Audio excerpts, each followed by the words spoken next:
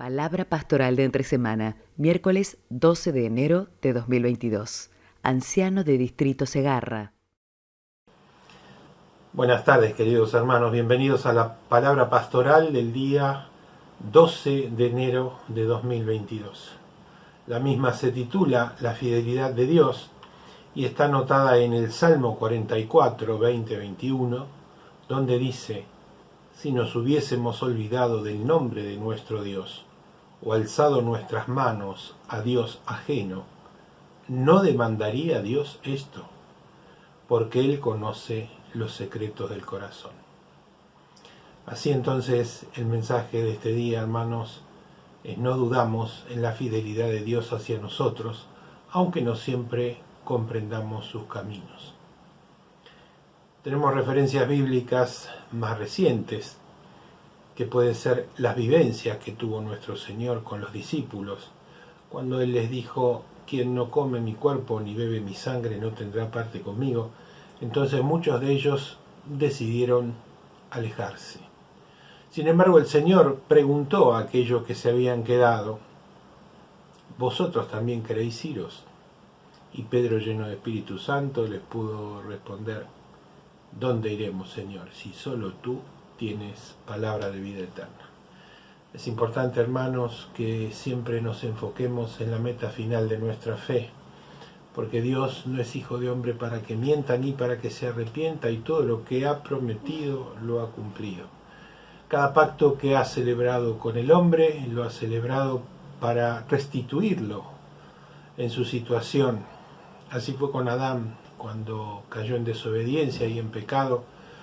Dios le prometió un redentor, un salvador, y así en el transcurso de los siglos hubieron distintos pactos que celebró Dios. Dios había celebrado un pacto con David, y ese pacto decía que el reinado de David sería eterno, y no se refería a sus descendientes, sino se refería a que de su linaje nacería el que sería redentor y salvador de la humanidad, nuestro Señor Jesucristo. Esta esperanza muchas veces lo habrá alentado a David a seguir adelante. En este caso podemos ver que tanto el pueblo como David se quejaban por lo que les tocaba, o se lamentaban por lo que les tocaba vivir, pero no obstante, David seguía orando a Dios y confiando en Él. En Él estaba fijada su esperanza. Así lo queremos hacer nosotros también, a pesar de las circunstancias que nos toquen pasar.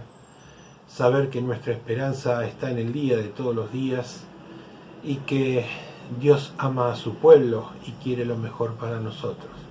Podría decir también el salmista en el Salmo 25:14: el secreto o la comunión eterna con Dios es para aquellos que le temen, y a ellos va a hacer conocer su alianza. Dice: mis ojos están puestos en el Señor, porque sé que el Señor sacará mis pies de la red. Y qué importante es entonces tener esa seguridad, esa fe, esa esperanza, que cada paso que damos en nuestra vida lo damos de la mano de nuestro Señor. Y cuando viene el sufrimiento, hermanos, tal vez nos hacemos la pregunta: ¿y el sufrimiento es un castigo de Dios? No, desde ya que no. De vez en cuando las adversidades que Dios permite son entendidas como un castigo, pero no debiera ser así. Los discípulos lo vieron cuando caminaban con Jesús y había un ciego, y entonces le preguntaron: Rabí, ¿quién pecó? ¿Sus padres? ¿Pecó él para que esté así? El Señor le podía responder: Él está así para que en él se manifieste la potencia, la plenitud de Dios. Y entonces el Señor podía hacer nuevamente un milagro, devolverle la vista. Esto también nos demuestra que cada encuentro con el Señor implica un cambio, cada vez que lo sabemos aprovechar. Y ese cambio va hacia una transformación. Y esa transformación apunta hacia el día de todos los días, hacia el día de nuestra redención, donde el Señor nos venga a buscar. Por otro lado, se espera la bendición en lo material como una especie de recompensa por una conducta que hayamos tenido agradable en el Señor, y esto no debiera ser así. Dios no imprime premios y castigos, si no, no tendríamos en consideración el sufrimiento del inocente, ni la prosperidad de los que ni siquiera preguntan por Dios. El salmista podía decir: al ver la prosperidad de los impíos, casi resbalan mis pies. Qué importante decir que casi y no que resbalaron los pies. No siempre podemos comprender a Dios. Es necesario también hacer un trabajo de introspección y de intentar comprender los caminos del Señor, que son elevados. La cuestión de la justicia divina, en vistas del sufrimiento del inocente, ha ocupado a los seres humanos desde la antigüedad.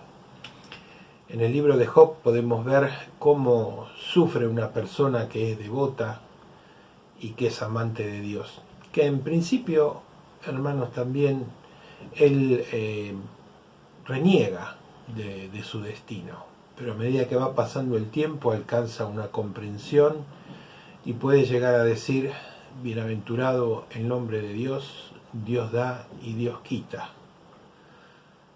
¿Podemos nosotros decir lo mismo? Por eso le pedimos a Dios que nos aumente la fe para que podamos ver más allá de lo que ven nuestros ojos. Dice el apóstol Pablo: lo que al presente es momentáneo y leve en nuestra tribulación, a eso le sigue un alto y eterno peso de gloria. No nos enfocamos nosotros en las cosas que se ven porque son pasajeras, nos queremos enfocar también en aquello que no se ve, que es eterno. El Señor ha venido a darse en precio de sacrificio por la humanidad, para que nosotros podamos alcanzar esa meta de la fe. Él también tuvo que sufrir burlas, tuvo que sufrir desprecio, tuvo que sufrir la crucifixión con el fin de redimir a la humanidad. Esto deja en evidencia la fidelidad y el amor de Dios hacia la humanidad. De tal manera amó Dios al mundo que envió a su Hijo unigénito a la cruz para que nosotros pudiésemos tener redención. Alguna vez Dios eliminará todo sufrimiento. Pensamos en ese día donde dice la Sagrada Escritura: y le veremos y seremos semejantes a Él y reinaremos con Él por una eternidad. Cristo ha sido fiel con los seres humanos. Nosotros también hemos hecho una promesa de fidelidad de una u otra forma, algunos en la confirmación, otros cuando se adoptaron en la casa del Señor, de renunciar al diablo y a todo su obrar y ser, y entregarnos a Dios en cuerpo y alma y espíritu, para que Él pudiera hacer con nosotros lo que vino a hacer. Entonces pensamos en ese capítulo de la Sagrada Escritura, Romanos 8:28, donde dice que todo aquello que acontece a los hijos de Dios es para bien, conforme el propósito por el cual han sido llamados. Pensamos, hermanos, en tantos ejemplos que hemos recibido dentro de la casa del Señor, cuando se nos decía que el oro debía ser purificado en un horno a altas temperaturas, y a veces nosotros tenemos que ser expuestos a algunas circunstancias para alcanzar la imagen de nuestro Redentor, la imagen de nuestro Señor Jesucristo. Dios intervino ya hace mucho y en su fidelidad quiere terminar su plan de salvación y que puede hacer con nosotros, que nosotros podamos recibir en recompensa la corona de la vida, como dice un himno que nos distingue para toda eternidad. En síntesis, no podemos entender todo lo que Dios permite, pero sí lo queremos aceptar con fe. El sufrimiento que se experimenta no es un castigo de Dios, sino que apunta hacia la transformación, hacia ese día de todos los días. Jesucristo compartió el sufrimiento de los hombres y Él lo vivió en carne propia. Nosotros cantamos en un himno: quiero ser igual que Cristo, y para eso sabemos que nos falta un montón, pero oramos a Dios para que nos ayude en ese propósito y para que cuando nos venga a buscar podamos ser dignos de Él. Por medio de su sacrificio, Él muestra su fidelidad y amor a los seres humanos.